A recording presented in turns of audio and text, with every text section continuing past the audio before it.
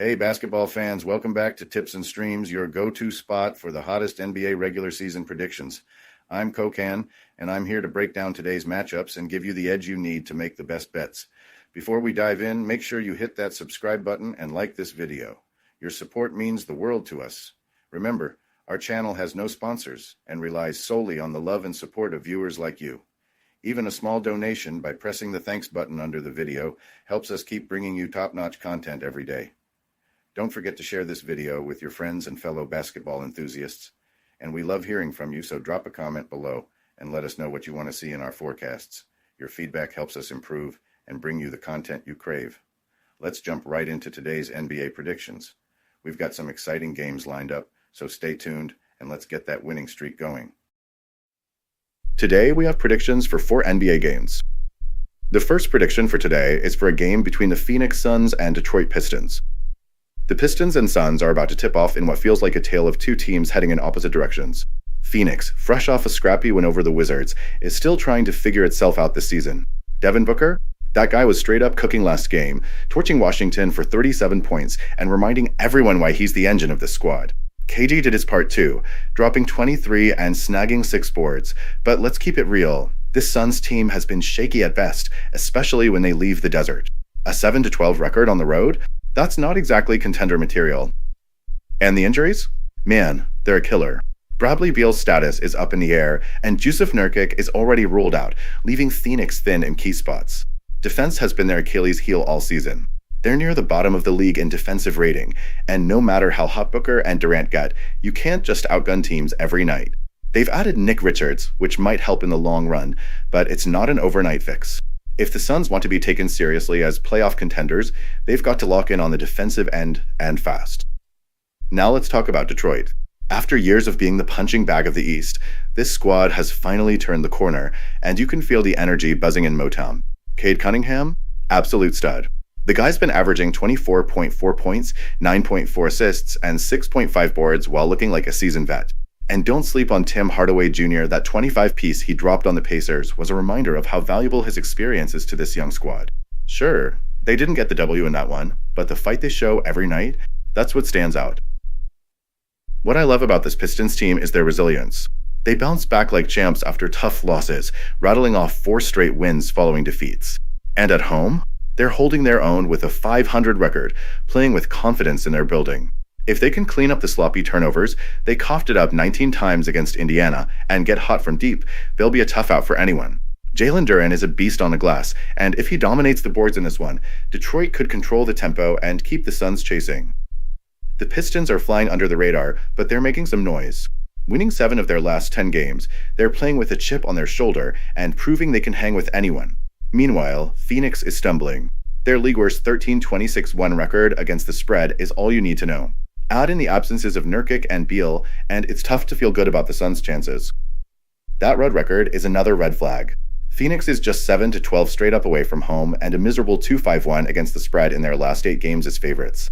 I've put my faith in the Suns' team too many times this season, and let's just say I'm not lining up to do it again.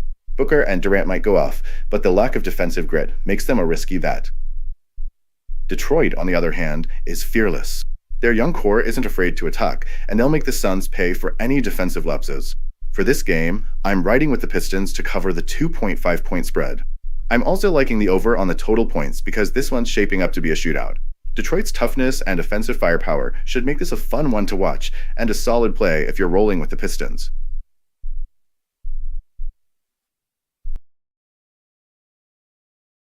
Welcome to BetUS, Sportsbook and Casino, your ultimate hub for secure and thrilling sports betting and casino gaming. BetUS is one of the oldest and most reliable online sportsbooks in the U.S., serving millions of clients all over the globe each month.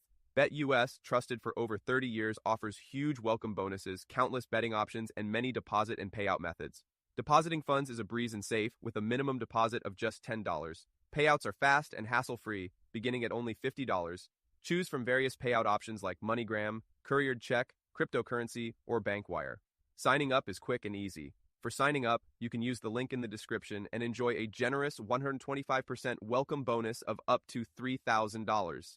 By signing up using the link in the description, you'll also support us as we earn a small commission from your registration at BetUS. Thank you for supporting us. Join now and start winning.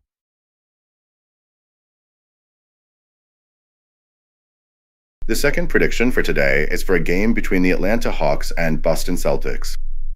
The Atlanta Hawks are rolling into Boston to face the reigning champs, the Celtics, in a matchup that has plenty of intrigue. Atlanta's been scrappy lately, winning 3 of their last 4 games, even while battling through injuries.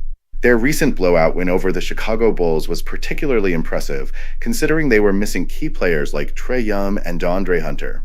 That game saw unexpected heroes step up. Keaton Wallace dropped 28 points, and Daquan Plowden, in his NBA debut, knocked down 5 triples. You've got to respect the next man up mentality this squad has embraced. Now, let's talk about those injuries. It's a pretty banged up roster, with Jalen Johnson and Cody Zeller ruled out, while Trae Young and DeAndre Hunter are game time decisions. If Trae suits up, that's a game changer. He's been orchestrating Atlanta's offense beautifully, leading the league in assists and keeping them competitive even when they're shorthanded. Atlanta isn't the flashiest team on paper, but they're gritty. They've shown they can grind out wins, and their defense has tightened up over the last few games. On the other side, Boston's not exactly firing on all cylinders. Sure, they handled Orlando in their last outing, but their overall form lately has been shaky. The Celtics are 8-7 over their last 15 games, and their dominance at home isn't what it used to be. 7 losses at TD Garden halfway through the season? That's not the fortress it was last year. Add to that the fact they're on the second night of a back-to-back, and you've got to wonder how much gas they'll have in the tank. Boston's bread and butter is still their three-point shooting. When they're locked in, they can bury teams in a hurry, as they did against Orlando with 17 threes. But that offense has been hit or miss lately, falling into the bottom third of the league over the last 7 games. Fatigue could make those long-range bombs harder to find against Atlanta. The Celtics need their key players fresh for the playoffs, and that could mean managing minutes carefully tonight, especially for someone like Kristaps Porzingis, who they can't afford to lose to injury. Now, looking at the betting side of things, it's hard to trust Boston to cover a double-digit spread. They've been burning bettors as heavy favorites, dropping 4 games outright as double-digit chalk since December. That's a tough pill to swallow if you're thinking about laying 12 points tonight. Meanwhile, Atlanta has the rest advantage and the potential return of their stars, which could spell trouble for a Celtics squad playing on tired legs. Personally, I'm backing Atlanta to keep it close. If Trae and Hunter are good to go, the Hawks' offense can push Boston in ways a fatigued Magic squad couldn't. Even if the Celtics manage to win, I'm not convinced they'll do it by a wide margin. Atlanta's proven they can hang with Boston, as they did in their November upset, as massive underdogs. If you're looking for value, I'd grab the points with the Hawks. And honestly, with how Boston's looked lately, I wouldn't be shocked if Atlanta pulls off another upset. Before we move on, I have a quick favor to ask. If you're enjoying the content, please take a second to like this video and subscribe to the channel. Subscribing might seem like a small action, but it actually makes a big impact for us. Plus, it's completely free for you. Have you clicked that subscribe button? Awesome, thank you so much for your support. Now let's dive back into the video. The third prediction for today is for a game between the Philadelphia 76ers and Indiana Pacers. The Indiana Pacers are rolling right now, and they've got every reason to feel good about this matchup against a Sixers squad that's been nothing short of a disaster lately. Let's be real, the Sixers are a mess, and it's showing both on and off the court. Joel Embiid, the reigning MVP, hasn't been leading by example. Between showing up late for team activities and publicly saying he's done playing back-to-backs, you've got to wonder where the focus is. That kind of attitude sets a bad tone for a team that's already struggling to keep it together. On the court, Philly has been rough to watch. They've dropped 4 straight, sitting at 15-24, and their offense is as stagnant as it gets. Sure, Tyrese Maxey has been a bright spot with his 25.8 points and 5.8 assists per game, but even he can't carry this sinking ship on his own. The supporting cast isn't delivering, Paul George hasn't lived up to expectations, Jared McCain is sidelined, and Kyle Lowry looks like he's running on fumes. To make matters worse, their three-point shooting is ice-cold at 34%, and half their rotation is banged up. Embiid is out with knee swelling, and there's no guarantee that guys like George, Drummond, or Yabusel will suit up. The Sixers' defense isn't terrible, but when your offense can't put up points, even solid D won't save you. On the flip side, the Pacers are feeling themselves right now. This team is clicking. They've won 8 of their last 10, including a 6-game streak, and they've looked dominant while doing it. Tyrese Halliburton is playing at an all-star level, dishing out nearly 9 assists per game and knocking down threes at a respectable clip. He's been the engine driving Indiana's offense, which has become one of the most fluid in the league. Then there's Pascal Siakam, who's been a fantastic addition. He's putting up 20 points, grabbing boards, and locking down defensively. Miles Turner has been steady, giving you those consistent 15 points and 7 rebounds, while Benedict Mathurin is emerging as a reliable scorer, even if he can be streaky at times. Indiana knows how to defend home court, too. They're 11-7 at Gainbridge Fieldhouse this season. They've got the momentum, the health, and the chemistry that the Sixers are sorely lacking. It's night and day between these two teams. Philly is limping into this game with injuries and inconsistency, while the Pacers look sharp and hungry. The Sixers would need a miracle to pull this one off. They've been awful both straight up and against the spread, and their inability to generate any offensive rhythm is a glaring issue. Meanwhile, Indiana has been blowing teams out lately. They've been handling their business by double digits during this hot streak, and I don't see Philly being the team to break that trend. I'm taking the Pacers to not only win, but cover this 7.5-point spread with ease. This one feels like another rough outing for Philly, especially without Embiid to anchor them. As for the total, I don't see this turning into a shootout. With how poorly the Sixers have been scoring, I'd lean under 225.5 points. Indiana's got everything working in their favor here, and I just don't see how Philly keeps this one close. The fourth prediction for today is for a game between the Cleveland Cavaliers and Minnesota Timberwolves. The Cleveland Cavaliers and Minnesota Timberwolves are gearing up for a battle that could be as electric as they come.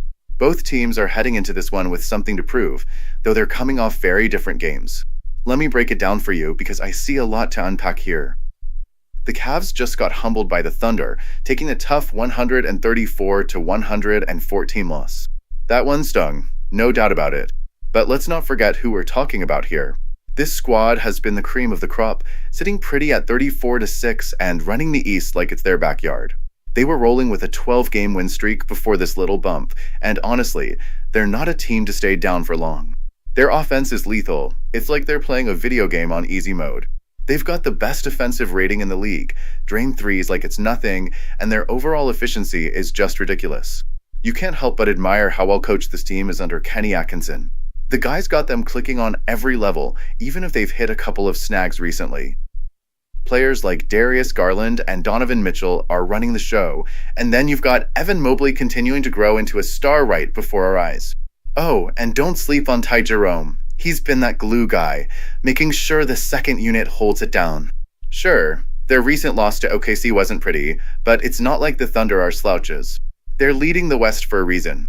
The Cavs came out flat, and when you spot a team like OKC an 18-point lead in the first quarter, you're basically asking for trouble. Still, they showed some fight late, and that's the kind of thing that tells me they're not about to let one bad night define them. Now, let's talk about the Timberwolves.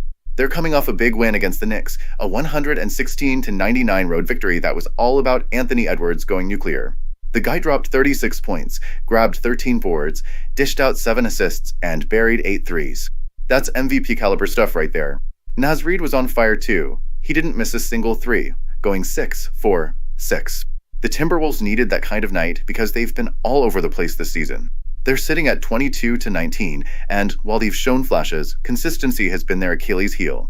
You look at their offense, and you think they should be better than 15th in the league. With the shooters they've got, and a guy like Edwards leading the charge, you expect fireworks every night. But too often, they leave you scratching your head. Their defense, though, is what's keeping them afloat. Rudy Gobert might take a lot of heat online, but let's be real, he's still a force in the paint. The Timberwolves rank 7th in defensive metrics, and that's no small thing in a league where defense often takes a back seat. Still, they're inconsistent. They'll take down a tough team like the Knicks one night, and then drop games they should win, like that one against the Warriors not too long ago. So, what's the vibe for this matchup? The Cavs have had an extra day of rest, which could be a big deal, especially with the Timberwolves coming off a back-to-back.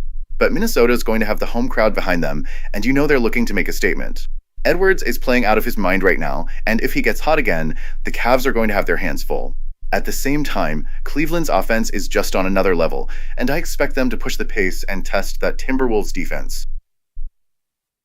Here's where I'm leaning. I think we're going to see a lot of points in this one.